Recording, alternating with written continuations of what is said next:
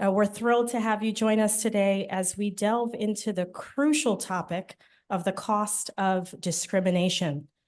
My name is Taffy Ayodele. I am the Director of Diversity, Equity, and Inclusion and Emerging Manager Strategy for the Bureau of Asset Management, which is one of the 13 bureaus that the Comptroller oversees. It's my honor to introduce Brad Lander, the driving force behind New York City's financial operations. He's dedicated to his work. He has over 800 public servants who report to him. He is leading the charge to ensure that the financial stability of our city is there and that it is transparent and creating opportunities for all New Yorkers. But I always like to tell the story of what I believe personally sets Brad apart as not the run-of-the-mill comptroller. He's a trailblazer. Not many people know this. He is the only comptroller in the United States who willingly put out a report 2 years in a row detailing the diverse asset managers that are used in our pension system. He didn't wait for a legislative mandate like his peers. So I'm very, very proud to be a part of his office. So Brad is really leading by example, and he's prioritizing transparency and inclusivity. When it comes to managing finances, Brad has taken the task of overseeing the public pensions of over 750,000 New Yorkers, and he's securing those long-term pension benefits with an office that really looks at long-term investments and making sure that, we guarantee that monies. He's also had an impact on our city budget. His team's audits have uncovered billions of underreported costs and implemented savings measures that even during this very tough economic time. And beyond finance, Brad is deeply committed to combating climate change. I'm sure many of you have seen him on CNBC and other news outlets. His visionary Solar Plus New York City program has really helped spearhead a lot of green jobs across the city. And he's setting the path to achieve net zero emissions by 2040. Before taking on the role as comptroller, Brad spent a decade in the city council fighting for workers' rights, affordable housing, and educational excellence. But before Brad comes up, I want to underscore his unwavering commitment to diversity, equity, and inclusion. During this Black History Month, I'm proud to be a part of Brad's administration, where his actions truly speak louder than his words. Under his leadership, initiatives promoting transparency and opportunity and inclusivity have become real, tangible realities. Brad's dedicated this work, and it's shining through with all of that we've done together, and we're going to continue to do. Now more than ever, Brad, we need allies like you, because a lot of our allies who woke up in 2020 fell back asleep. So we need more co-conspirators like you to continue to help us in the fight for economic justice for Black New Yorkers specifically. So please join me in welcoming our New York City Comptroller, Brad Lander.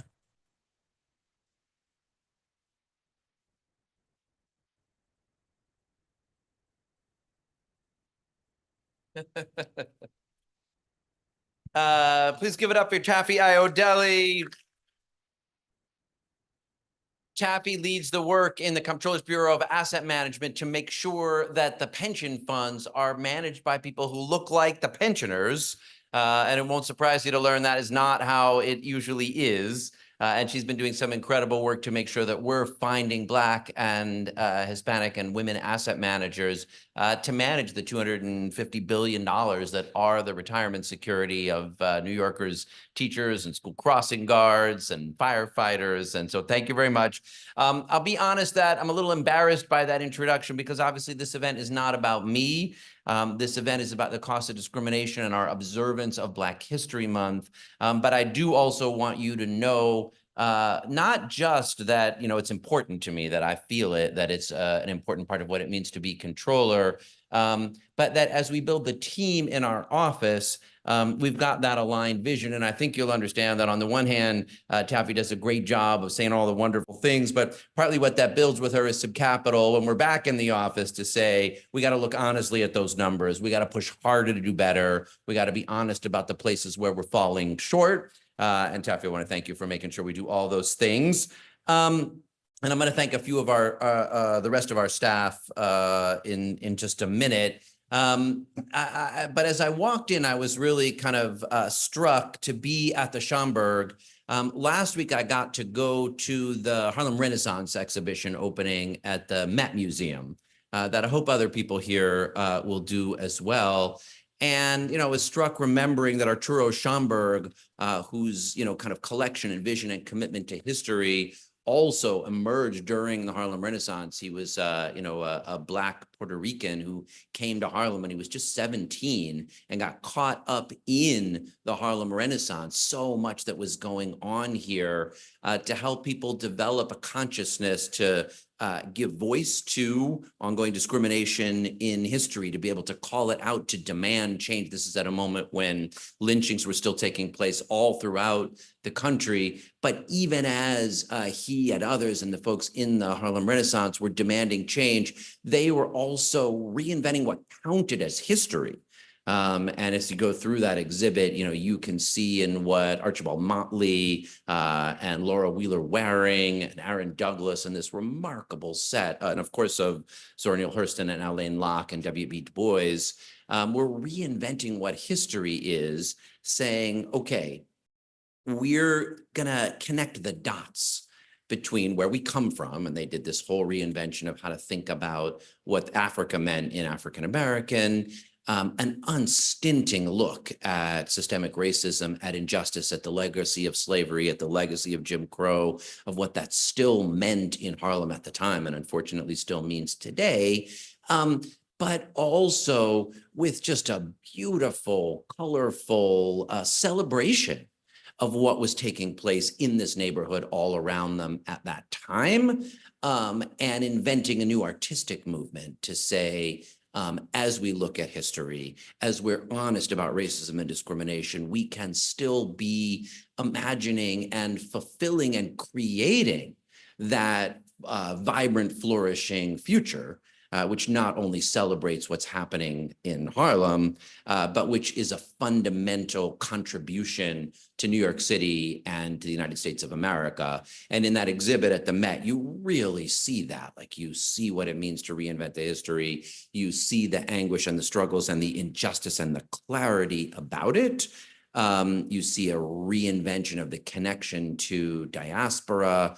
And you see what's possible when people's ability to flourish and thrive is put forward. And it's not only a critical element of telling a Black story, it's a critical element in telling a New York story, in telling an American story, in telling a human story. And so being here at the Schomburg for our Black History Month event, on the cost of discrimination, with a real honest look at what that means, but also with a commitment to be doing it here at the Schomburg, to be doing it in Harlem, to be doing it with such a great panel as we're going to have put on by this remarkable staff in the controller's office that looks honestly at that legacy and that history, but because we have a vision for what is possible, it feels really meaningful to be doing it at the Schomburg. So I want to say a big thank you to everyone at the Schomburg, who has stewarded this great institution from Arturo Schomburg's initial collection and is welcoming us today. And we have an incredible team in the controller's office that has put on this event, and there's too many of them here, and some of them are still upstairs getting everything ready. But I want to say just big thank yous to Ricky DaCosta, our Deputy Controller for Public Affairs, to Sadie Campomore, our Chief Equity Officer, to Alia Latif, who leads our strategic partnerships and events work, to Shaquana DeVisiere and Naz Garabala and Liz Monterosa and Greer Mayhew and the whole team of people who put this event on. So please give all of them a hand. Here's how we got to this event, this idea and the cost of discrimination as our Black History Month contribution. A few months back, we noticed that there was this bill working its way through Albany, focusing on the question of reparations and what we owe to a view of history and how we understand that and what it means for the future. And so Greer, who just walked out the door, said, couldn't we bring a little controller's office lens to that? Why don't we dig in on how we understand and see the racial wealth gap and where it comes from and what it is? And so our budget bureau dug in and realized there actually had not been a good study of the racial wealth gap in New York. We look sometimes at the income disparities, and those are critical. But of course, wealth is like income through history. Because if you continue to discriminate generation after generation after generation, the disparities grow as some folks are more able to take a little more income, build wealth, buy a home, send their kids to college, and that wealth gap grows and grows and grows. And so it won't surprise you, but the median net worth of a white New York household is about $277,000, 15 times the median net worth of a Black household in New York, which is about $17,000, 15 to 1. That's a wider racial wealth gap than in the United States of America, much wider than the income disparity because it has compounded over time. And of course, what that means, $277,000 is not millions, but it is enough to send your kids to school, to college, to give them a little loan for a down payment to buy a home, to have some retirement security, to get by if you got a medical emergency. And $17,000 is enough to do none of those things. And so generation after generation, it compounds. And then what we looked at was all the places where those disparities are reproduced, because most people have the whatever wealth they have in their home. And of course, there's a very large homeownership gap. So more than 50% of white New York households own their homes, fewer than a quarter of Black New York households. And it echoes through education, where Black New Yorkers are much more likely to have to borrow and therefore be in debt to pay for college than white households are. So it ripples through the homeownership market. It ripples through student debt. It ripples through retirement and investment.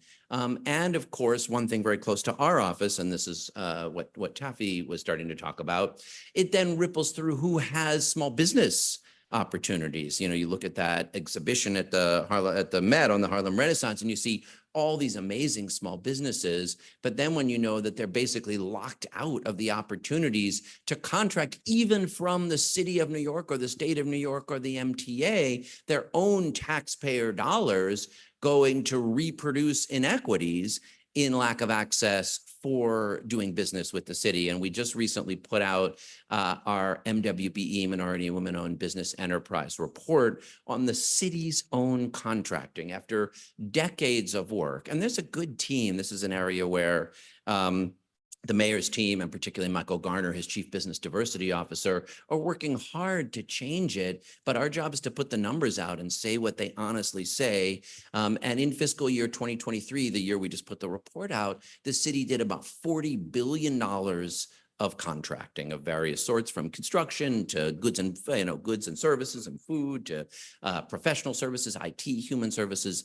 Only about a quarter of that, $10 billion, falls under our MWBE program goals, where goals are set. And of that 10 billion, only 1%, 1.16% went to businesses owned by Blacks, 0.96% to businesses owned by Hispanics, 1.03% owned by any women of color.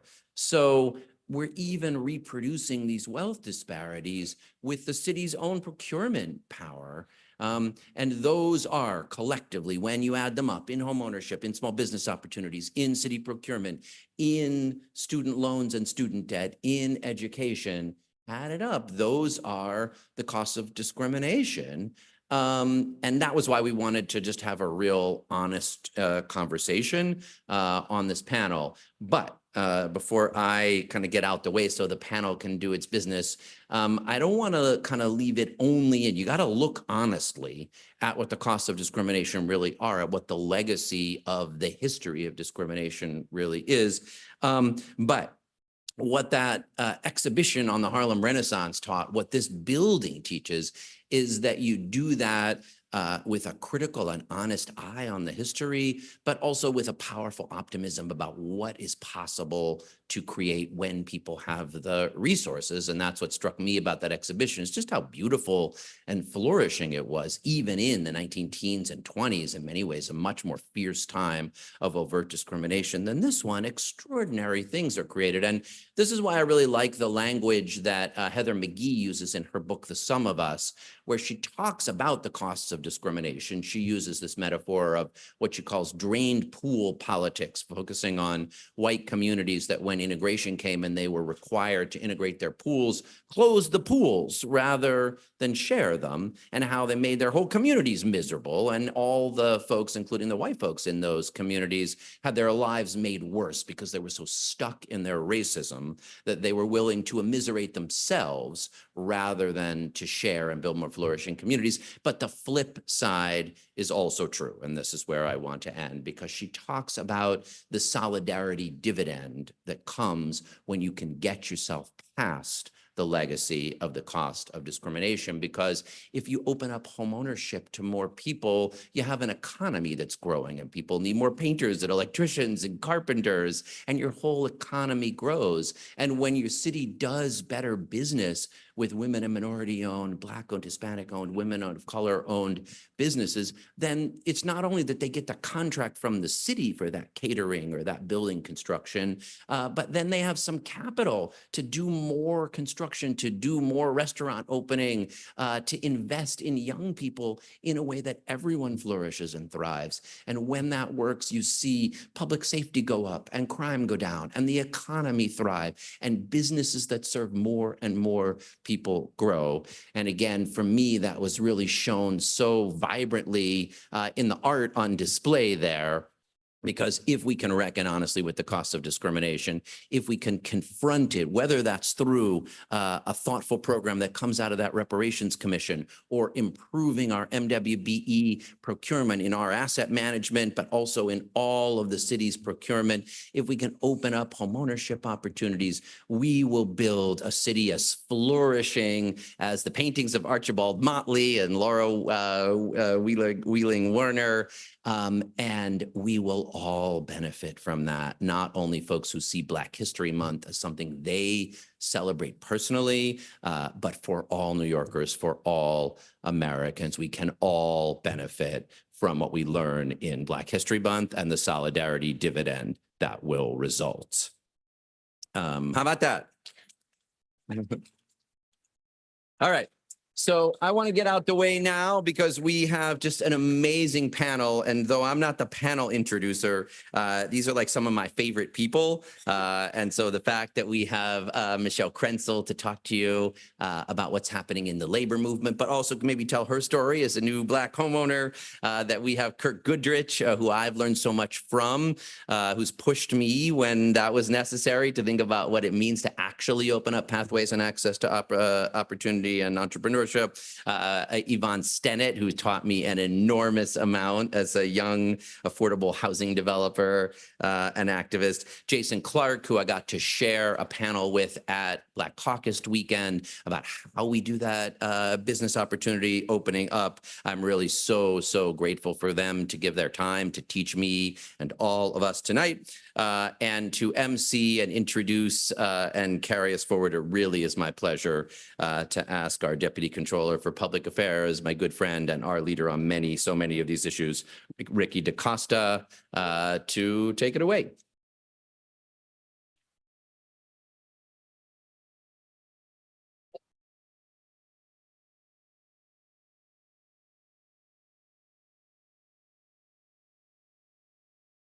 All right. Thank you, Brad. I think without further ado, I'm going to go ahead and call our panelists up here. Jason, what are you? And are these mics working?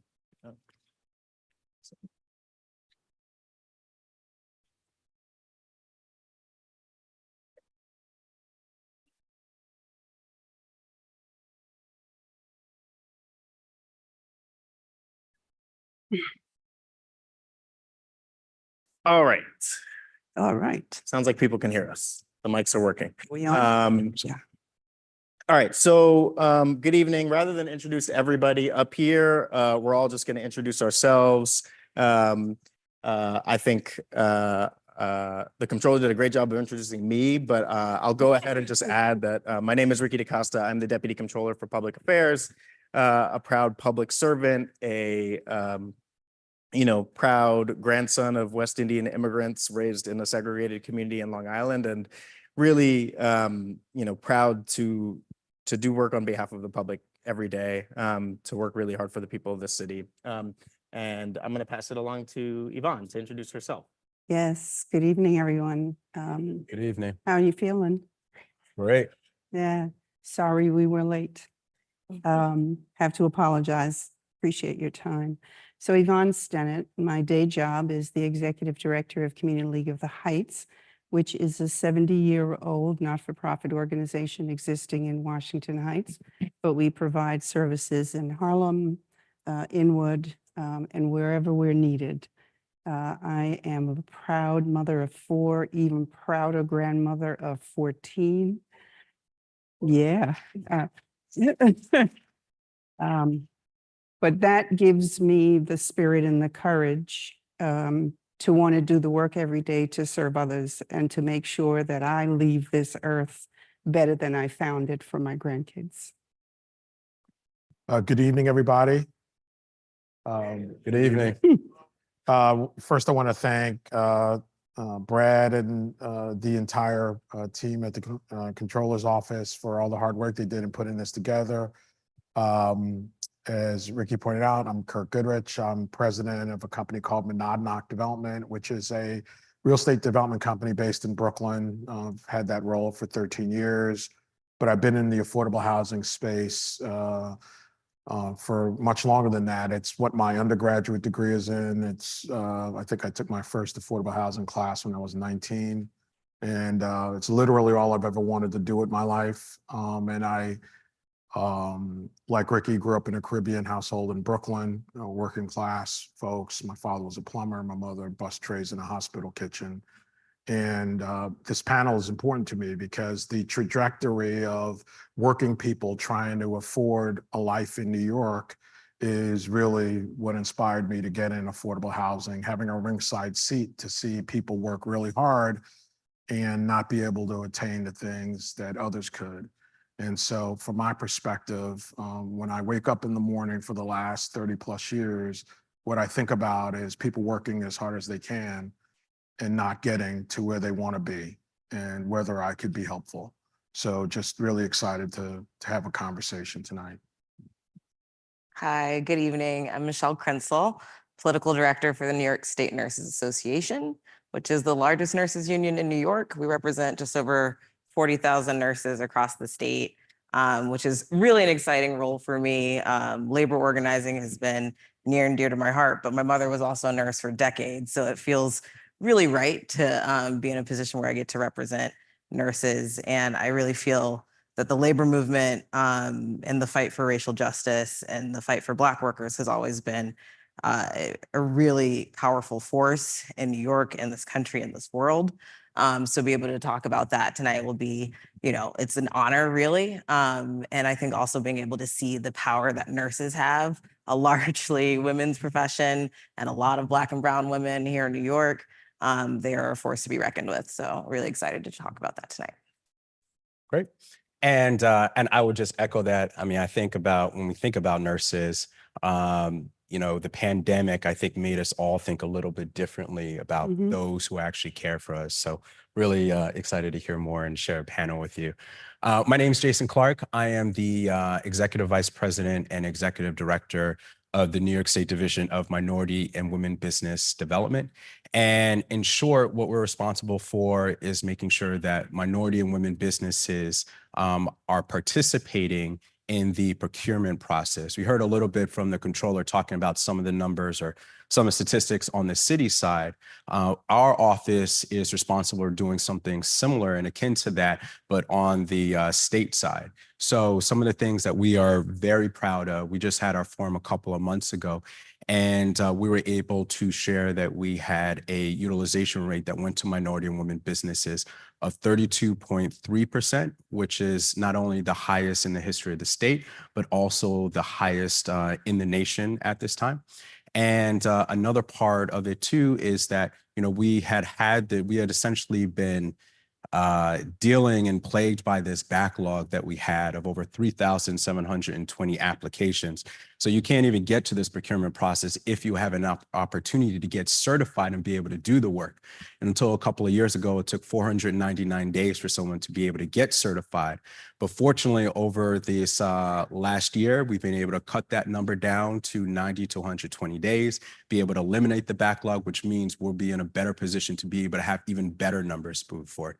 And the last thing, I'd be remiss if I didn't say this, because I saw Community Board 10 up here, former member of Community Board 10 with the Public Safety Committee. And we had a housing clinic that was there. We had a suits drive for folks, and just really inspired by the work of each and every one of you. And I think this is a great way to be able to tee off the end of Black History Month. Great, thank you. All right, before we get any deeper, there are a couple more thank yous I would like to do. Nina Saxon from my team, who's a force of nature and one of the key people who helped put this together, Kadeem Niang as well. And I do want to shout out our co-sponsors. I know Jason mentioned Community Board 10. We also have CBs 9 and 11 here, the Bronx Chamber of Commerce, the Bronx Economic Development Corporation, the NAACP Co-op City Branch, and Sobro. So thank you all for your support in making this event a success. All right, without further ado, I'm going to dive right in because we have a lot of ground we want to cover, and I'm sure people are at least somewhat interested in the food that is. And I think the controller really set the stage well for us. We're here tonight to talk about the costs that discrimination has for all of us. In addition to the reports that our office has done that the controller cited, there was a report that Citigroup did in 2020, like right on the back of everything that had happened that summer, that calculated the total loss in economic output to the country of all these various discriminatory practices. And they put it at $16 trillion with a T. And that was compared to, at the time, an annual GDP in the country of $20 trillion. So we're talking about a lot of unrealized potential, and that, contained in that number is wealth that wasn't created because businesses weren't started, jobs weren't generated, wages that were lost. And one of the themes I think we'll keep coming back to as we talk about these various costs of discrimination is, there's a zero-sum mindset, unfortunately, that is at the heart of all of these things, and that I think Heather McGee does a really great job of explaining in her book, that we really need to push back against. It's not always the case that, equity comes at the expense of one group or another. What we're really trying to do is create more value and opportunity for everybody. And so I kind of want to start with contracting and procurement, just because that's one thing that I know the city and the state have a lot of power and control over. And also, there's been a lot in the news about the state of equity programs, given things that have happened in the Supreme Court and elsewhere. So Jason, I know the controller talked a little bit about the city's MWB performance. I know you're looking at it from the state perspective, but also at the state perspective, there's this conversation about the 15A, this law that authorizes all of these equity programs. And I was wondering if you could just give everybody a little bit of a state of play and how you're thinking about the need to keep these programs going. Yeah, sure. Happy to, Ricky. So, I guess, as you said, to kind of set the stage. So on the state side, our entire MWB program is reviewed and operated by something called Executive Law, Article 15A. And in essence, what Article 15A says is that businesses, agencies and authorities, anyone who has state contracts has to make a good faith effort to ensure that at least 30% of those contracts are going to a certified minority and women-owned business. And, even as we're saying that, it's not saying that even has to go there. It just means that you have to make a good faith effort there, right? So we're already setting the bar at a point where, it should be higher, but we're just trying to be able to take that first step. And 15A, it's important to be able to talk about it because it sunsets every 5 years. And this is important because even if you look at, the state of play, when we look at the affirmative action decision that came out, one of the things that makes a program like this distinguishable is that it's not for forever, but it's reviewed every 5 years. And when it's reviewed, it's rooted in empirical data that comes from a disparity study that we do. So the disparity study is used to be able to show where the actual, differences are when it comes to different industries, when it comes to different services. And then because there is an argument, there's a legal case and precedent that shows that since the state, and since municipalities give tax incentives to private businesses, it's implicitly or indirectly has a role in preserving these discriminations, or not a role, but really a accountability in these disparities over here. And that's where a program like 15A comes from. Now, the fact of the matter is, as I was saying, this year is very different than any other year because of the affirmative action decision that came out here. Because of SFFA out there, people are looking and actively trying to bring lawsuits against programs like this that are out there. We see it throughout the entire country as here. But what's important to show and continue to show is that a program like 15A, very similar to the city's program, it's not a diversity program. It's a remedying past discrimination program. And because it's rooted in the discrimination and disparities that we've seen, because we have the empirical data to be able to show this, these are the things that are going to allow us to be able to continue to have this program. But again, it has to be reauthorized every year, and reauthorization for this program comes and must be reauthorized by December 31st, 2024 of this year. Thank you for that. And I want to talk a little bit too about why that's important, just from this perspective of like, why is it important for Black businesses to be getting more business, to be getting more contracting opportunities? Again, coming back to this zero-sum idea and how we push back on it, one of the ways is by growing the pie and like creating more value in other places. Kirk, I know this is something that you have spent some time working on and thinking about, and Jason, you as well in your time in past lives as well. So, what is the importance of having more Black businesses? Yeah, I think it's sort of fundamental to economic development. So I grew up in a family of contract. My father was a licensed plumber contractor in New York, came here in '62 and became a licensed plumber in the mid-'70s, had his own contracting business, which wasn't an easy journey. My grandfather was a carpentry contractor. And so, the economic underpinning of our communities is people being able to engage in business endeavors like other communities do. And fundamentally, and I'll talk about it from the perspective of somebody in the real estate development space, particularly in the affordable housing space, you look at who the housing is being built for and who the occupants are. When you look at the percentage of people of color in our affordable housing programs, it's almost exclusively people of color in New York City. You look at who occupies our homeless shelters, it's almost exclusively people of color. And the striking contrast between the clients and tenants in our affordable housing projects and the ethnic racial identity of the builders of our buildings is really problematic. And so from my perspective, you can't start from a place where the city and state has no control. The correct place to start, given the amount of money the city and state pours into affordable housing, is to really look at the ability, as Jason said, of the city and state to control who's building the buildings they're funding. The city of New York typically spends around $1.5 billion of its own money, of capital money, on affordable housing, that's permanent affordable housing. In fiscal year 23, the budget for the Department of Homeless Services was about $2.43 billion. Because of the asylum seeker crisis we find ourselves in, that number was probably north of $4 billion. And you really look at who owns the real estate and who is building the buildings, and they look nothing like, for the most part, they look nothing like the folks who live there. Mhm. And that's sort of been the dynamic in our communities forever. That's not a new thing. And so from my perspective, that you wouldn't see that dynamic in any other community. And so the importance of it is that we have to be able to be participants, significant participants in the life and the economy of our communities. And because I spent my life in affordable housing, I look at it beginning in that way. And because my family is a family of contractors, that's where I begin.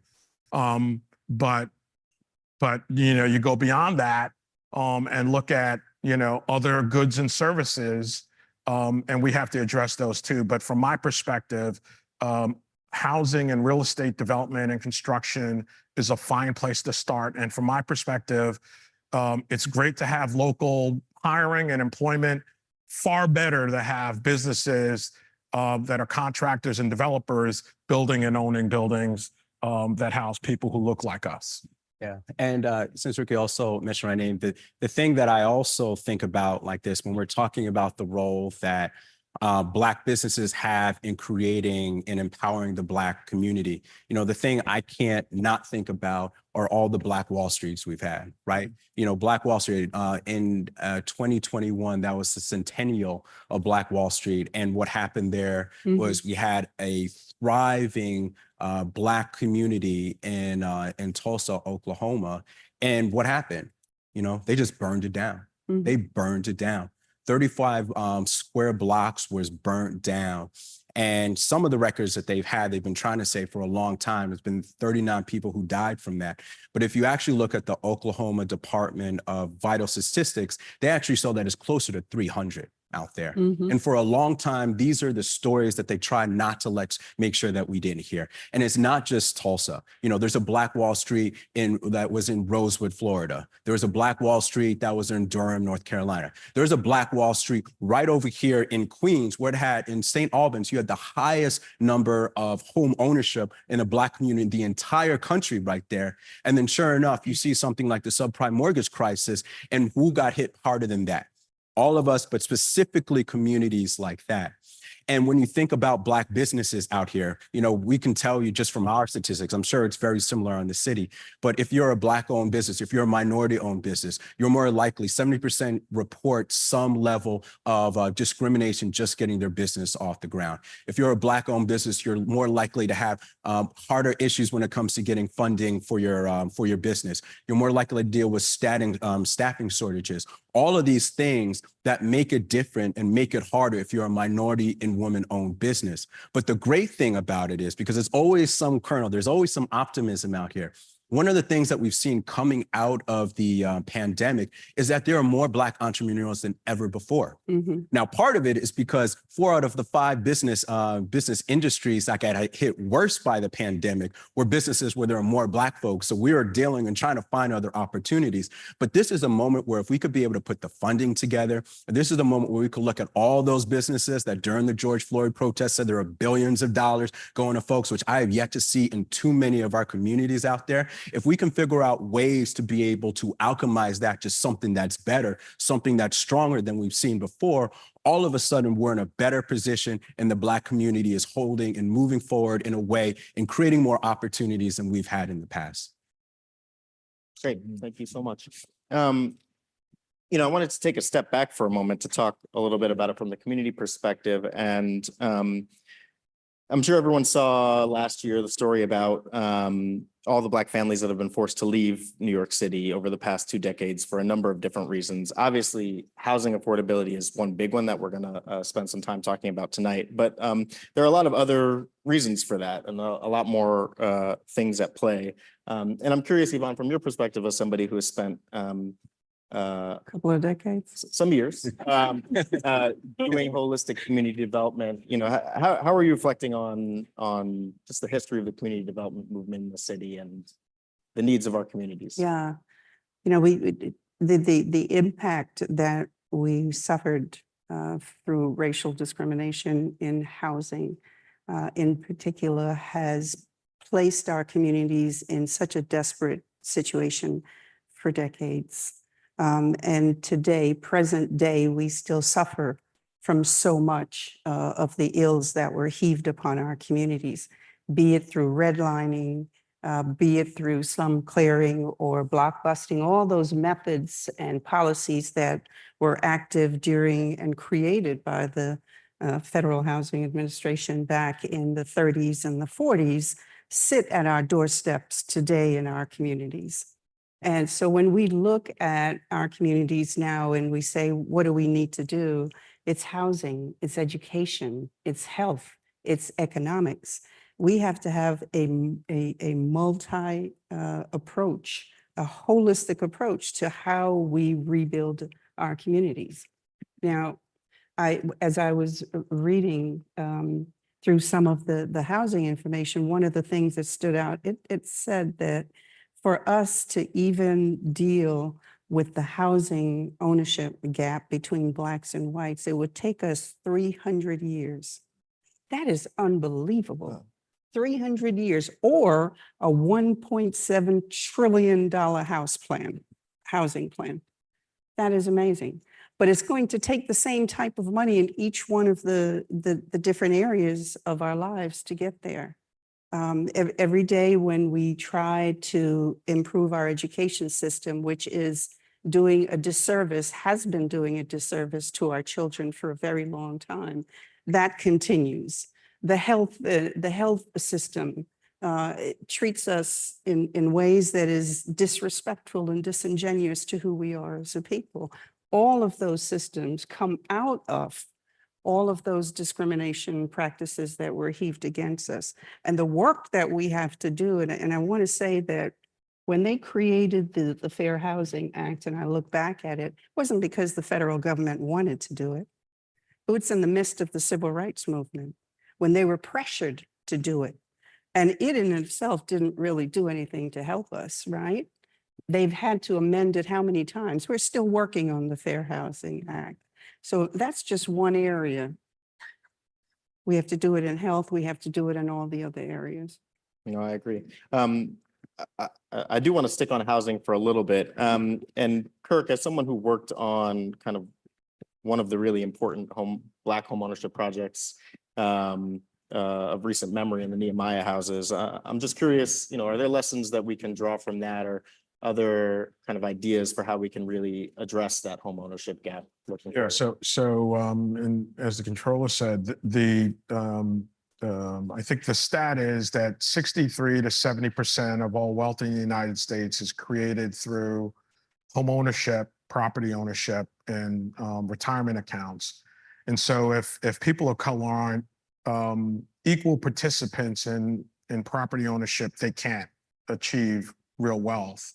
And so you mentioned Nehemiah, which was the inspiration. I mean, the affordable home ownership is my first love. It's the reason I think my mother's coworker, my mother bust trays in a hospital kitchen, and she had a lot of coworkers who were in the, struggling to get ahead. And one of her coworkers bought a Nehemiah home, first generation of Nehemiah home in Brownsville in 82 or 83. And then my aunt bought one in 88. And the quality of life and the economic opportunity changed overnight for families who were able to own homes in the city. And we're actually in the midst of producing a documentary on the 40 years of Nehemiah. Many thousands of homes later, I think there's some lessons that are really important. One lesson is that I think the Ted Koppel piece said about $1.5 billion of wealth has been created through the Nehemiah program, which is incredible. As the controller said, there are a million things you can do once you have access to wealth, including retiring comfortably, helping your kids start businesses, starting businesses yourself, helping put kids and grandkids through school. And so the first lesson is just the power of wealth and home ownership. I think the second lesson I would say is not to be locked into the concept of home ownership being the city financing single-family homes on large tracts of vacant land.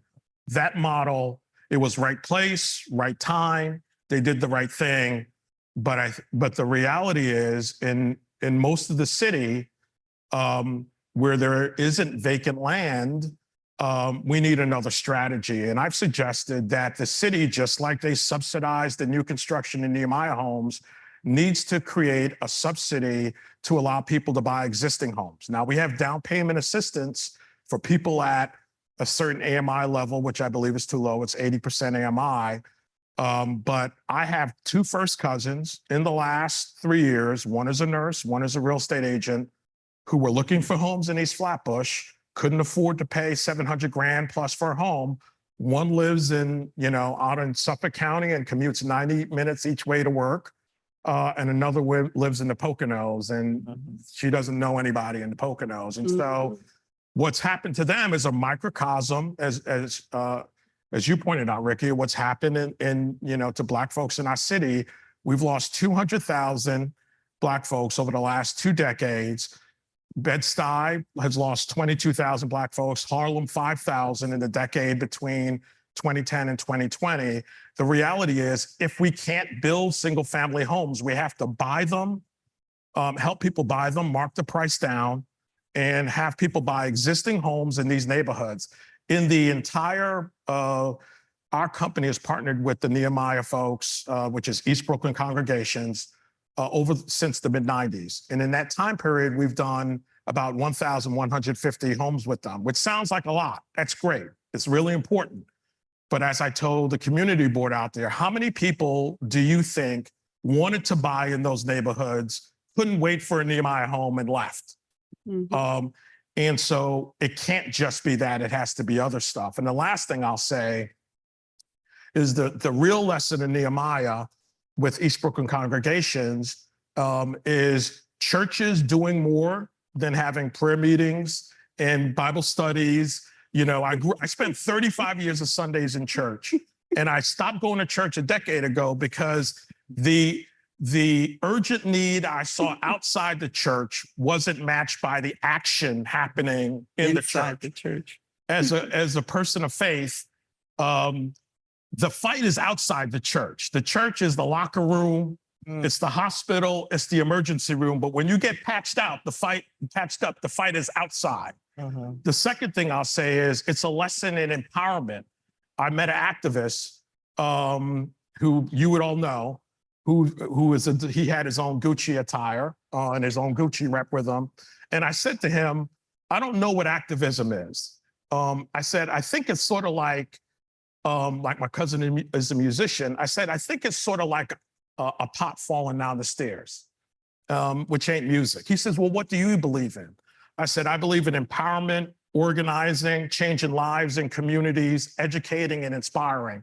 And during the George Floyd, situation and the BLM protests, financial institutions committed $245 billion to diversity, equity, and inclusion.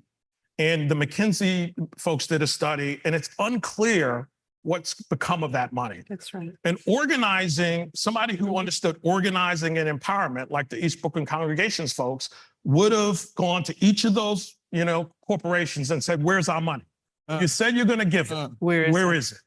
And there was no follow-up. Nobody really knows. Chase committed $45 billion. Have they put $45 billion out? I have no idea. I know they've done some stuff. So there has to be organizing, empowerment, inspiring, educating, changing lives and communities. Activism is important, but that gets the conversation started. All right, I think this is a great segue to tag Michelle in. Thank you, Turk. I know, I feel ready. So looking at it from a slightly different perspective, Black workers are more likely than any other group to be in a union, and historically have been huge drivers of change both within those unions and within the wider society. You can look back to the civil rights movement. There's many, many examples throughout time. And I think one thing that's really great about New York City in this moment is that we have an inspiring new generation of Black labor leaders. And yeah, Michelle, could you want to talk about some empowerment and organizing? Yeah, no, it's interesting when you said, who could go in and say, where's our money? The union. That's what we do. That's our job. We go up to the boss and say, where's our money? And usually we win and we take it home. So I love that you said that. But, you know, in all seriousness, it is something that we're seeing more and more of, right? We're seeing more militant action from workers across the city, across the state. And it's often led by workers of color, even if that's not even the majority, right? That we're still leading the fight, and it's going to improve the lives of all working people. I think the labor movement has been its strongest when we're fighting for all workers and all working people, and not just ourselves, not just the union members. We're fighting for all working families across the state, across the country. And that's when you've seen us at our strongest. And, you know, I think it's been inspiring to see so many different industries and all these issues that we're talking about, right? We're seeing workers come together, organize, and really fight and win on these issues that seem insurmountable, right? We're seeing low-wage workers, whether it's the Fight for 15, that are actually raising wages for all workers, by the way. We're seeing minimum wage laws across the country get raised. Why? Because fast food workers said, we do deserve to get paid a living wage. That was it.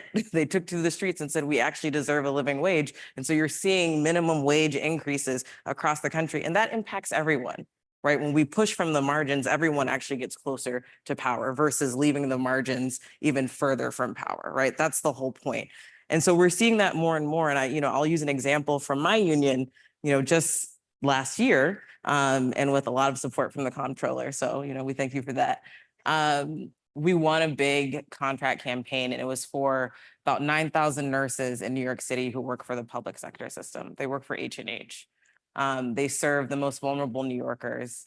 They often come from the communities that they work in, and they were paid pretty much on average about $20,000 to $30,000 less than nurses that work in the private sector to do the same job, often actually with even a higher patient load, sometimes even a more acute patient load. And they were just getting paid literally thousands of dollars less. And, I think people expected that to be okay. Well, you're making a sacrifice. You're working in an underserved community. That's not it.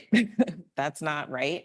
And that's what our members said. And they said they deserve to be paid a living wage, also just to recruit and retain nurses to be able to provide top quality care to the patients, because they deserve it too, right? Let's not create a second-class healthcare system for communities of color.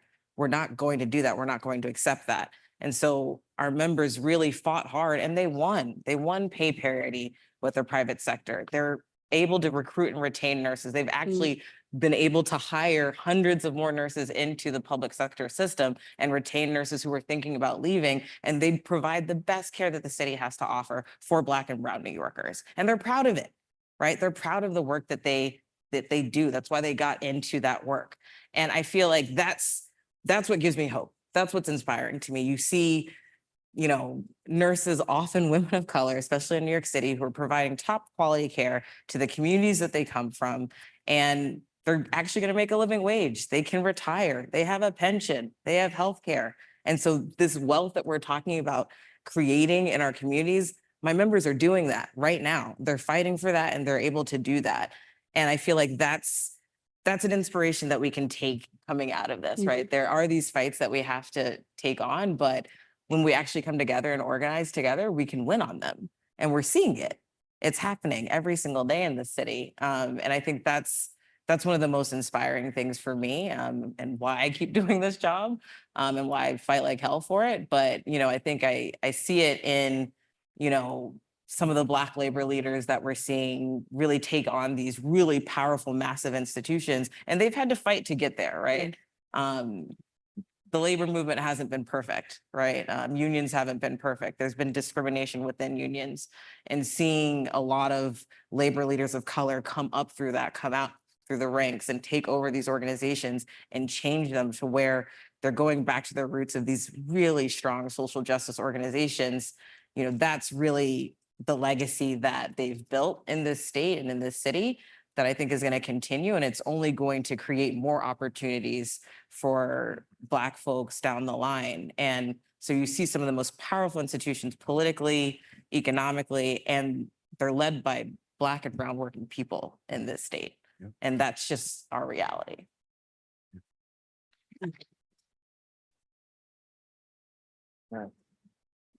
Thank you. Okay, so I know everybody's getting hungry out there, so we're gonna do one more question for all the panelists. And then I want to open it up to questions from the audience. We have 2 microphones in the back, the standing mics.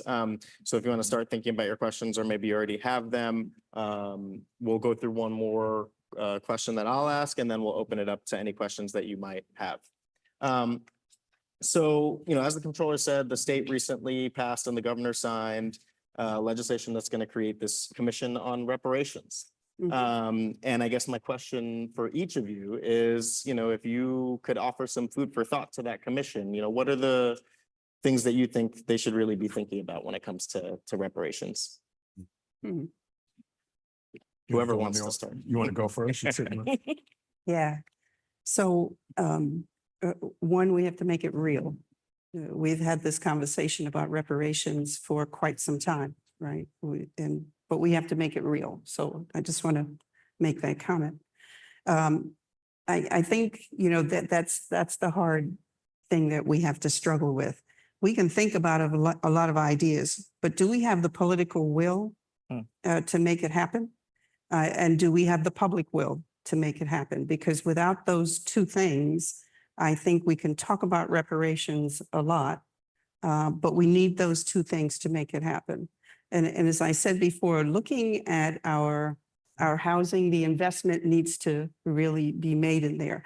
Are we going to be able to make it deep into the communities where the hurt really is, where the people and the everyday life of people are really affected to the point where there's unemployment, very deep unemployment, healthcare, which is really in need of help and health and doctors. But reparations has to be really bubbled up from the ground, as was our civil rights movement. And I say that because we could struggle all the time to figure out how to dispense it, but are we getting input from our ground people, our community boards, other people, in talking about what it should look like for people on the ground? Not what it should look like for the higher ups, the politicians and so forth. What does reparations really look like?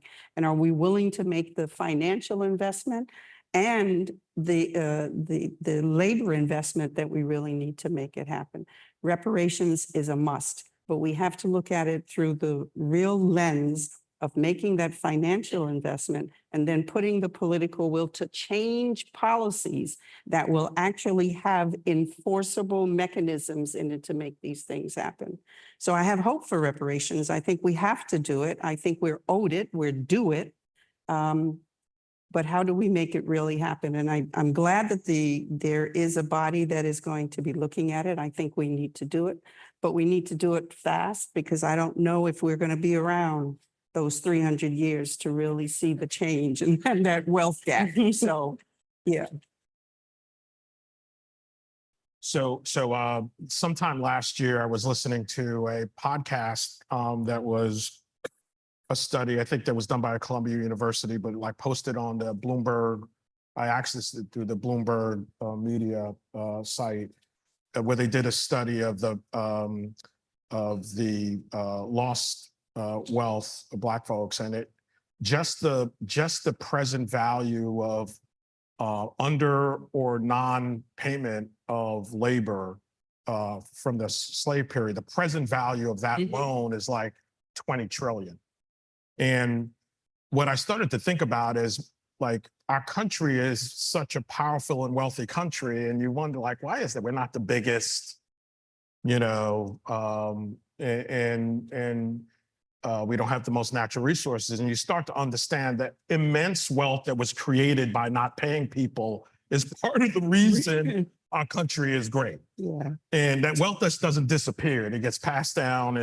And so that's to me, that's the seminal argument for it. What I've always struggled with is how to execute it. Because I'll just talk about my family.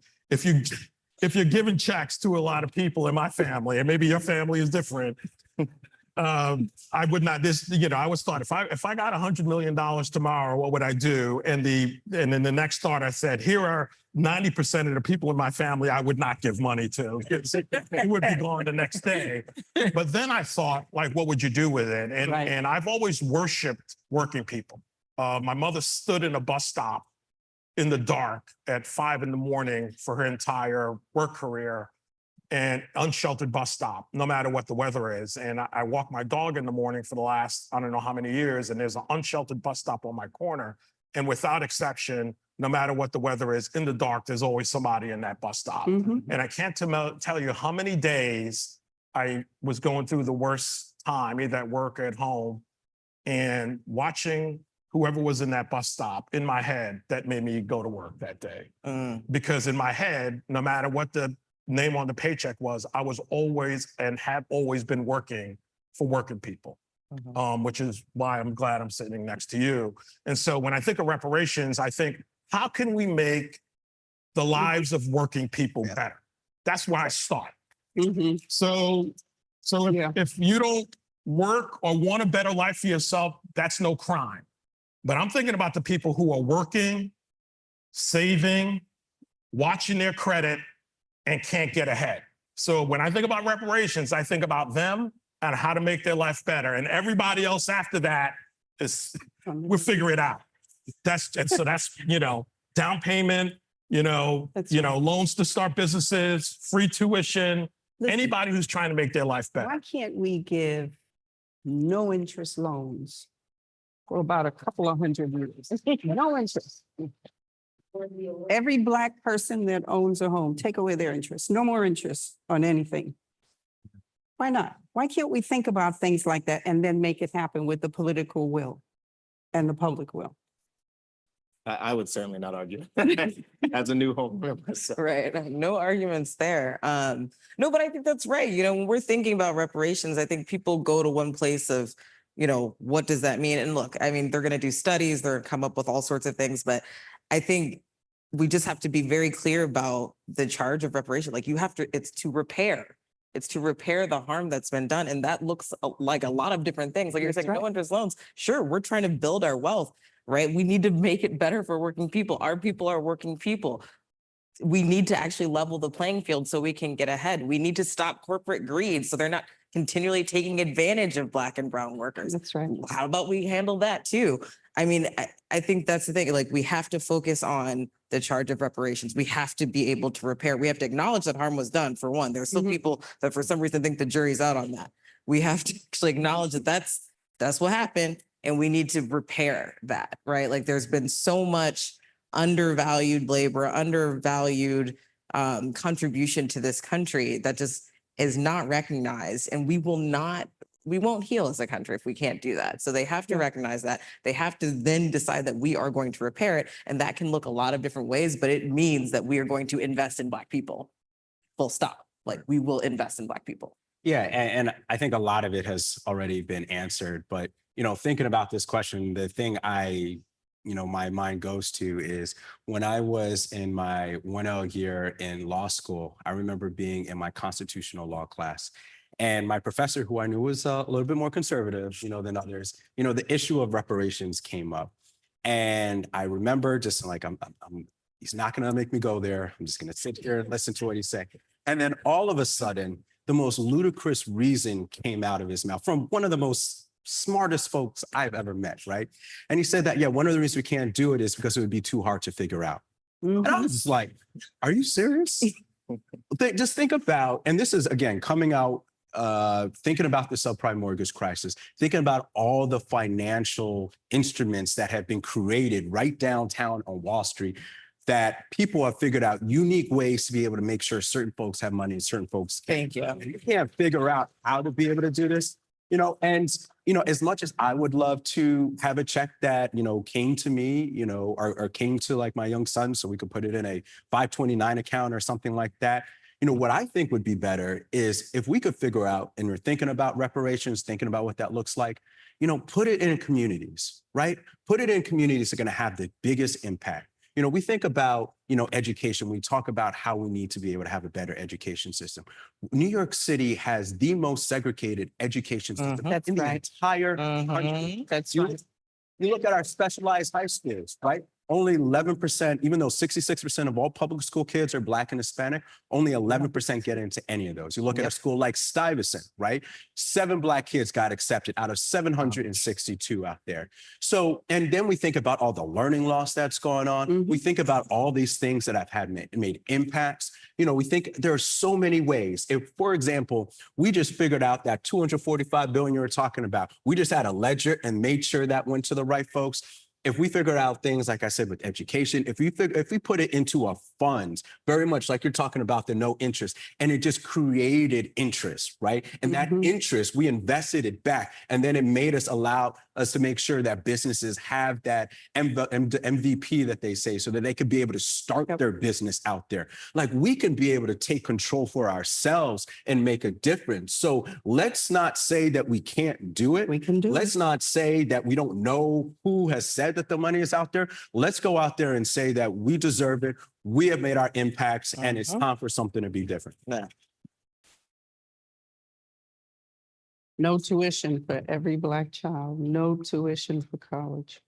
Yeah. Keep the ideas Come flowing. on. There are so many options. Sure, we can figure it out. Just Yes. got to do it. I have faith in us. Okay, I did promise the people could have questions, so I think at this point, we're gonna go ahead and open it up. And I guess I'm just gonna start on this side of the room. Good evening. Thank you Good for this evening. forum. My name is Yvette. I actually live in Southeast Queens. and- Yeah. So I have two things. For the controller, I'd like you to think about a study by community board in terms of property taxes. Because as we know, Southeast Queens pays the highest property taxes. Mm. And as a homeowner for 32 years, my taxes have only gone up, up, up. Whereas people that are buying homes now in Harlem worth, 2.3 million or more, their tax value is less than ours in terms of what they're paying. So if it can be done by community board, I think that'll serve everybody's interest better and actually seeing the numbers. And then the second thing is with the MWBE, I also am a compliance officer for MWBE. And we were one of the applications that set for 2.5 years waiting for approval, which it should have been just a renewal and it turned into a new. So with regards to those funds going to minority-owned businesses, it needs to be much larger. And the 5-year that's gonna expire 12/31/2024, it should not read good faith effort. It should be an effort, period. Because good faith allows them to say, we looked for a particular vendor, we couldn't find them. And therefore, they allow to use their own. And then I also want you to look into white females when businesses are white male owned, and then they turn it to white female owned in the same family, to review that, because that is where a lot of the business are going forward to. So if that can happen, that would be great. And also education, you're absolutely right. There's no reason why there's such disparity within our education system. That's right. I lived in 29, my kids went to school in District 2 and 26. So it makes a difference. And when you pay in property taxes and taxes, period, you shouldn't have to run from one neighborhood to the other to get a better education. And that's my comments. Thank you. Thank you. Thank you for the question. I'll just say on property taxes, we agree with you. I don't know if the controller wants to add anything, but we have a very unfair system in this city. We actually did that analysis, so we can get it to you, and it does show, as you're saying, that communities of color and low-income communities especially, I mean, you pointed out, part of the challenge is that now, even in Harlem, there's actually a relatively lower property tax relative to Southeast Queens or the Northeast Bronx. So it's not only about race, but at big picture, it maps it pretty well. So we can get you that map, and we did come to Southeast Queens as part of a set of neighborhood forums last year, trying to build support for change. I fear that it might even be easier to get reparations before we get comprehensive property tax reform in New York State. But that does not mean that we should keep fighting. That is horrible. And if I could just quickly add to responding to it. So one, when you're talking about the good faith efforts, so one of the reasons why it actually has to be good faith efforts, especially nowadays, is because if there wasn't a good faith efforts, then there would actually look more like it's a set aside. And that would make the program a little bit more legally vulnerable to challenge by folks who want to do that. So I just wanted to add that. Second, Southeast Queens co-sign, everything you said is right. So won't even sit there. But the other thing I'll say, it kind of goes to two of your points. One is you're absolutely right. As I said, it used to take almost 2 years for people to get certified. If you say this outside of here, I will say that I didn't say this. But what I'm really proud of, I came into this office last year, and the only one thing I heard about is how long it took for people to get certified. So we're getting it done within 90 to 120 days. And I look at the numbers with our entire team. And on average, as of Monday, it's getting done within 94 days. So you could be able to do that. And to that second part, because there are a couple of points there, one of the reasons why the review has to be so thorough is to make sure the folks who are actually applying are who they say they are, Mhm. right? We have to go through some of these hoops, but it allows us to be able to say that this is a business that's purporting to be one thing and it's something else, and it allows us to be able to deny it. So it takes time. It's a little bit of work, but we're making it quicker, and we want to make sure businesses have every opportunity to get some of this wealth that we've been talking about. Thank you. All right, we're going to go to this side of the room, and then we'll just alternate back and forth. Hi, my name is Patricia, and I am a retired midwife who attended the birth of almost 3,000 children across the street at Boston Hospital. Yay. And so I can talk about the pay parity issue because midwives and H&H hospitals were never able to achieve pay parity with our colleagues in the private institutions. But I really wanted to piggyback on the issue of the MWBE program, because this is really more a suggestion and a recommendation. Because when you use, language is really powerful, and that word minority was used to classify a group of people, and it was not used in a very positive way. It was actually a pejorative. And I think when you look at businesses that start out as minority women-owned business and it becomes something else, that's a problem. And so I'm thinking that maybe that word minority needs to be sunset, and it needs to be replaced by who it actually is intended for. Mhm. Mhm. Thank you. Back to the side. Thank you. Good evening. I first want to say this is a dynamic program. Thank you for having it here, and especially in my beloved Harlem. I'm so grateful. Thank you. I also, my name is Avena Smith. I'm a Harlem native, born and raised here. Before I ask my question, or maybe it's going to be a comment or suggestion, I don't want to get in trouble with one of our elders, but Reverend Georgette Morgan Thomas told me to send her regards. Miss Yvonne Stedman, and you, Mr. Kirk, this movement. I'm not trying to be in trouble. That's okay. But I'm not trying to get in trouble. She's still making hats? Yes, she is. Yes, I'm yes. wearing one right now. Yeah. Just to say that. Black-owned business. That's right. But what I wanted to say in regards, with the WMBE, and I don't know if this is probably something that is already in place. I'm thinking of a best friend of mine. She's Ivoirian. She's an American citizen here, and she has her business here. She has a small business, and she does accounting and taxes.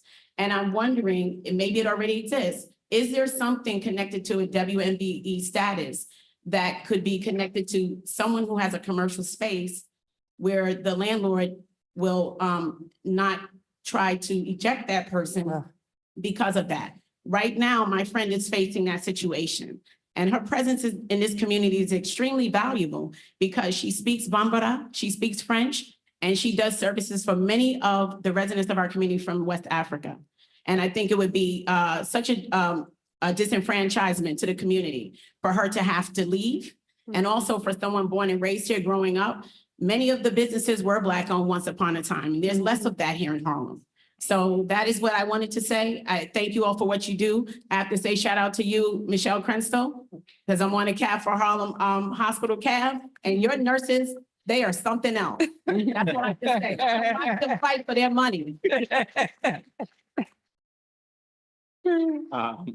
Thank you for that. Some really great points you bring up. I think there are a lot of ways that the city could be doing better to help MWBEs. One of the stats that was in our report is that of the, I think it's almost 12,000 businesses who are MWBE certified with the city, only 20% of them ever get any business. And that's, something that we really need to think about and change, but also there's a whole suite of supports that should be provided to a lot of businesses as they're going through these landlord disputes and other things. And then, Jason, I don't know if you want to add anything that. Yeah, I mean, what I'd add is I'm happy to talk to you and give you my card after and tell you about some of the ways that, we can help. Great. Back over to the side. Good evening. Hello, okay. Good evening. My name is Dalvin Powell. I'm the president of the United Probation Officers Association. Hmm. So I want to say, Michelle Crensel, you gave me hope because I'm in that same struggle as you are. Hmm. I represent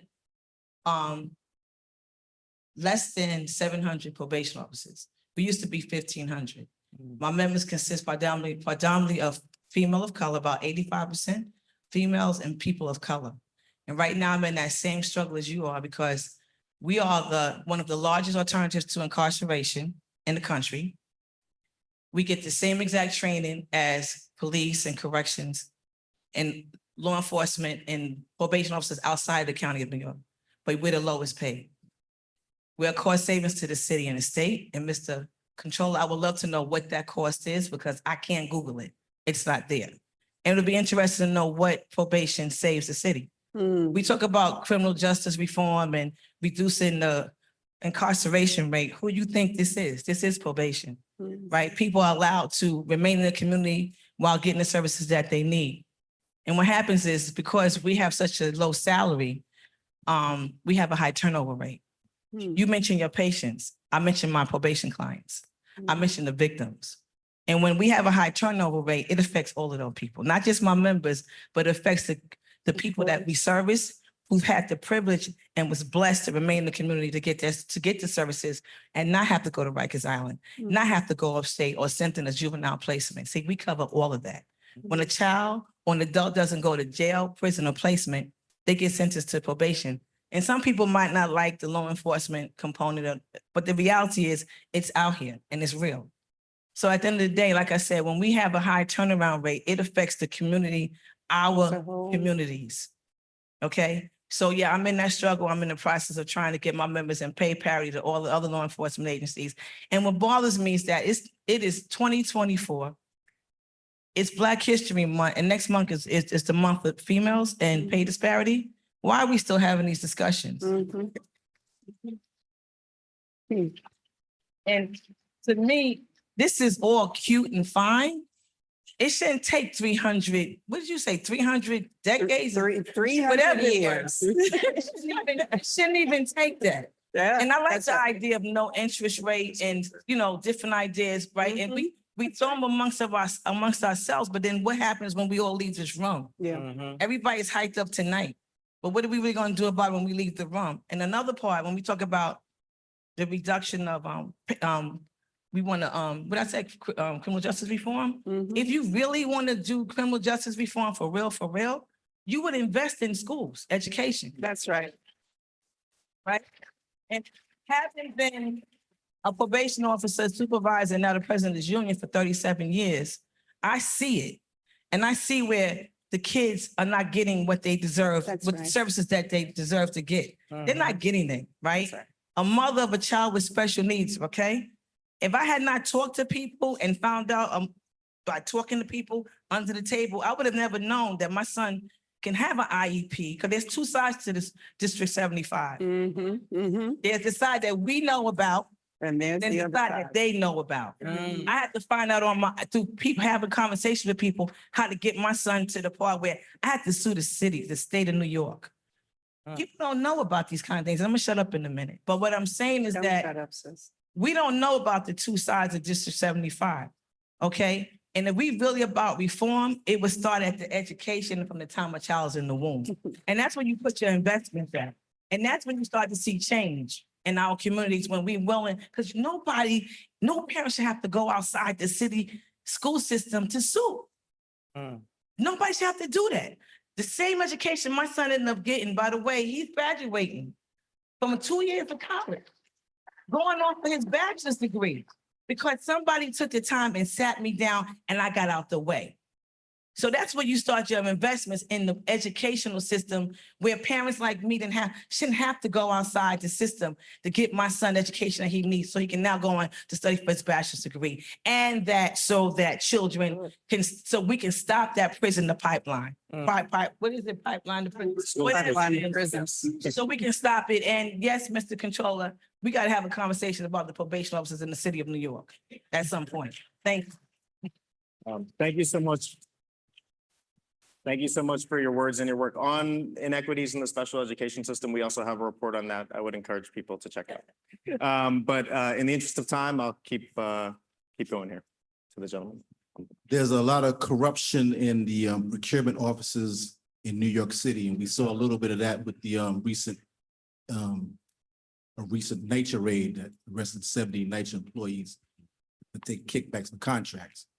So this is happening on a scale across the city, and the odds that Black companies face in New York City, it's a lot. You know, you don't get a contract. If you do get a contract, you're squeezed because you might get caught up in some type of kickback scheme. And if you speak out, you're blacklisted. So I say that New York City is really perpetrating a fraud on us when they talk about you can grow your business and trying to bridge the gap. That's my comment. Thank you. I might just make one point here to that, because, you know, we did some looking at the emergency procurement, especially around asylum seekers, but other things the city has declared an emergency, which is now billions of dollars. And there's a whole lot of course, white-owned firms in that. But the only time the New York Post started focusing on one of those contractors was last week when it was a Black-owned firm. So, and obviously there's corruption, in lots of different places, but I think it just bears noting. And so thank you for that. Yeah, and I'll just quickly add to that, very much so, you hear about the stories where something, went wrong, and that's certainly a part of the stories out there. But I just know from my standpoint, it's always an article, talking about, someone claiming, A, B, and C, especially, more specifically, more recently, it's about women-owned businesses thinking that they're being discriminated against, in our program. But what I see every single day is that business that wasn't able to get a loan. I don't know if he's still here, but Ray Salibarios, who's the head of our small business team out here, we were over at caucus, and he was telling folks we have $800 million available to small businesses today. But the ones who don't apply, or the ones who get it the least, are Black businesses out here. So I'm not saying that's not true. There's certainly corruption all over the place, but I don't want it to have a chilling impact where we're now all of a sudden we're not applying for things because we can't get it, because we're already not applying enough to business, to funding that's available and should be to us. So I just want to make sure that, that folks know that there are opportunities and that you have partners, at least in me, in our office. All right, we got about 5 more minutes, and then we want to get everybody fed, but let's go to the question in the back. Okay, awesome. Thank you very much. Just as a quick aside, I have 2 questions written down, so I promise to be succinct. I'm not going to go crazy here. But my name is Keenan Tom. I am actively and aggressively looking for work in this city. I have a white striped sweater on and a short afro, and I just graduated from public policy school. So thank you so much. I'm here with my mother. She's my first reference, so she can vouch. I love it. She's honest, I promise. So first and foremost, and thank you to the Schomburg for this and you all for this. This is amazing. I didn't even know about the food. I hear the rumbling of stomachs louder than the 2-3 train. Regarding reparations and a lot of these solutions to what we know to be aggressive discrimination in this country, and especially exacerbated in this city, oftentimes the solutions that we, spitball are kind of conceived of within the confines of capitalism. So what beyond capitalism can we do to address this that is not, burn it down, but maybe somewhere in the middle along the lines of universal basic income, a maximum wage to curb corporate greed, or additional social services that are identity conscious, but not outright free money for people that will feel like a handout to other folks in this country, obviously. So I was just wondering if anybody had any thoughts about that. And beyond that, hearkening back to the comments about what can we do now, what are some low-level, light lift efforts that we the people can engage in to be part of this work and move the momentum forward before the post-2020 policy window is closed or compromised? Thank you so much. I mean, so thank you for the questions and congratulations on your journey. That's amazing. So just two quick comments.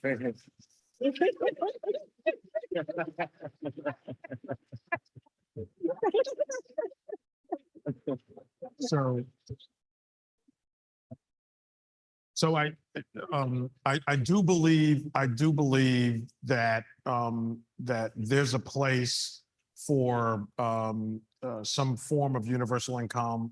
In our affordable world, we talk about rental assistance being critical, which are, you know, strictly speaking, those are not capitalist ideas. That's a way to level the playing field.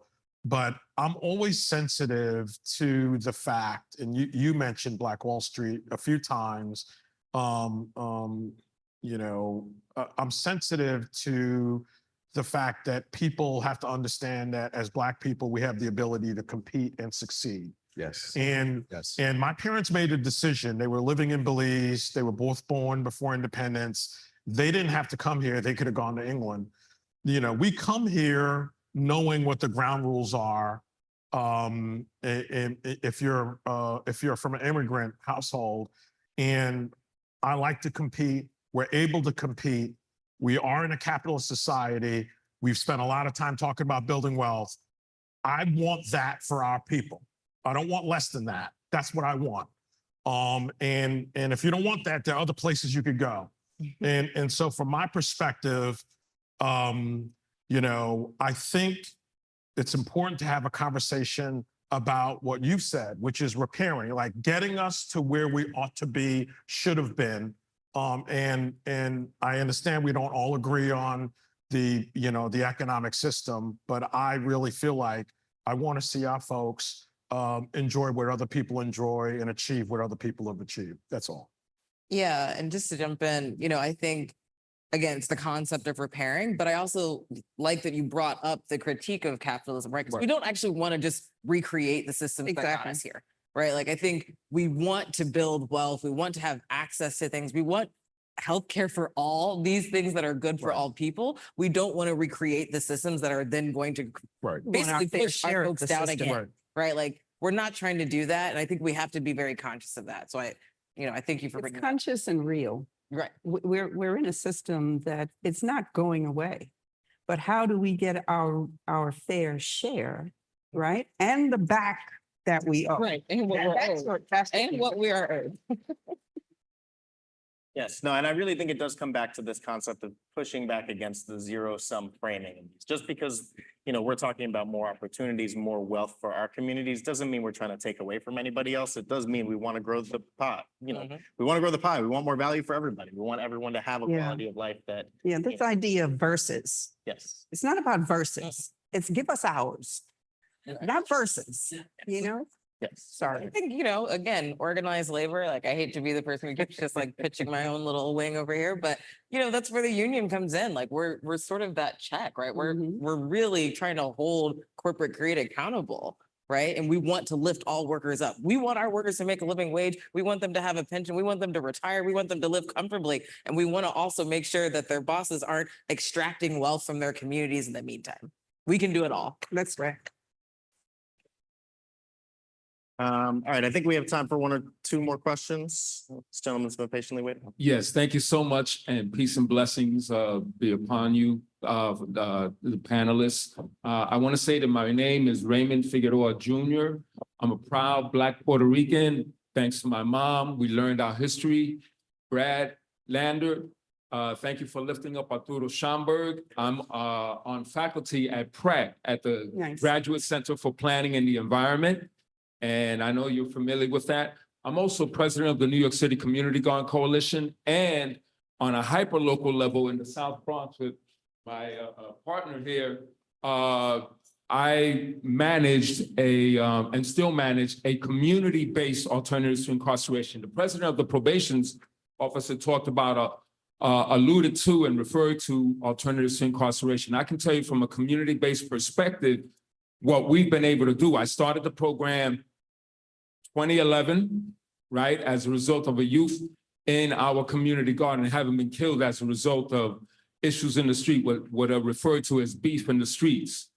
We started it, and we've been able since to literally do gang mediation and create a safe space in the community garden and keep young people alive from killing each other. This is what we've been able to do, as well as reduce the recidivism rate, which is in the millions of dollars, because we know what it costs to incarcerate one youth is in the multiple hundreds of thousands of dollars. So I just wanted to say that no one can do for the community as the community can do for itself. And that leads me to my question, and for you to consider, has to do with reparations. A lot of reparations here, discussion is being discussed from an economic perspective. I want to put out for your consideration what has happened in terms of what has happened to our community, you know, in terms of redlining, in terms of what James Baldwin called Negro removal, in terms of what scholars have called with the urban renewal program, and then with the planned shrinkage, where we were not only bulldozed, but burnt out of our communities. That's right. And in each of those cases, and this speaks to my question, in each of those cases, the government, Ms. Yvonne, you mentioned the Federal Housing Administration, and literally the book is this fat from the 1930s. If you read it, you will see how plainly and matter-of-factly it makes racist policies very, very intentional. That's right. The federal housing, our government. So my question has to do with our government disenfranchised our community. I'm talking from a reparations, what are we talking about in terms of repairing? Never asked us, hey, do you mind if we come in and redline your community? Hey, do you mind if we come in and bulldoze your community? Hey, do you mind if we burn you out of your community? Never asked. In other words, it's a form of disenfranchisement. I think reparations discussion also needs to discuss governance. That is to say, who's making the decisions? Reparations should be that we're making the decisions. Then it wouldn't be a discussion about, okay, can we get the policy? Can we move the policy? Can we get the public involved? Well, the community and the public be impacted. So we need to really be pushing a repairing of governance. You know, the City Planning Commission, it shouldn't be structured the way it is, which is mostly real estate developers. It shouldn't be that we have real estate development crashing our economy. In agriculture, what we call monoculture. Monoculture is not good for anybody. This economy based on real estate is really trashing our economy. But my question is, can you consider the governance aspect of reparations? That is to say, how can we move to a place where community boards are not just advisory, as they are right now, where they are determining and being able to have veto power when it comes to develop and other types of decisions that impact our community?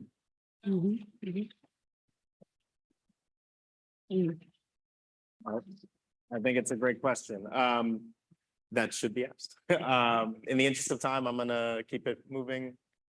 Yes, my question was just about the staff shortages. I thought it was interesting that you mentioned that we have Black businesses, but the Black businesses suffer from staff shortages. And I think that's interesting. So I wanted to know, why do you think that is, since we have a high unemployment rate? So why would the Black businesses have staff shortages? Yeah, well, I think that comes from the point that I made before. Does that work?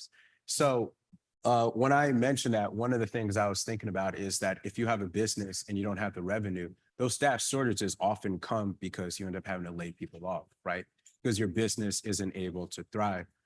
One of the things I will flag from that, you know, Empire State Development Corporation you know, the small business and technology component, they have some amazing programs which will allow for you to be able to help your staff if you're working on certain contracts to be able to, you know, make payroll out here.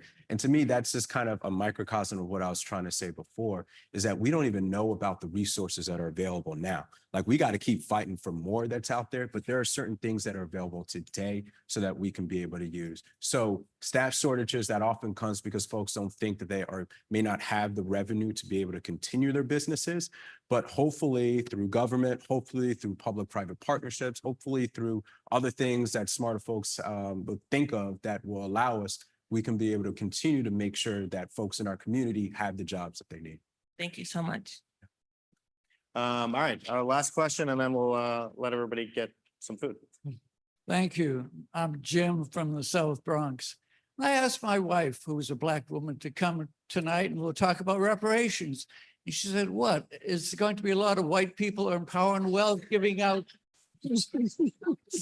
a lot of white people of power and wealth giving out bags of money for me? She said, my family has been waiting for 4 acres and a mule since 1865. So, Mr. Land, you remember my boss, Councilmember Wendell Foster, was elected in 78, and every year he put in John Conyers' request before the council for reparations. He got no response. And he was only echoing what John Conyers did for another several decades. So they have not lived to see a discussion on reparations. I tend to believe not white people of power and wealth, but as Ibram X. Kendi says, the only chance for reparations is that wherever there is a Black person of power, however strong or weak that power is, that we encourage them to use that power as a Black person for reparations. Because we just don't trust the history of America since 1619 to have a discussion on reparations. That's not the way this country went. So the only other solution is we build a movement of millions of people in the street, led by Black people, and we'll finally have a discussion on reparations. Thank you. All right, so as promised, I think we've reached the end of our program. I really want to thank our panel. We can give it one more round of applause for them. And thank you all for coming out. I hope we've left you with some reasons for hope and optimism. And now food. Panel with you. Of course.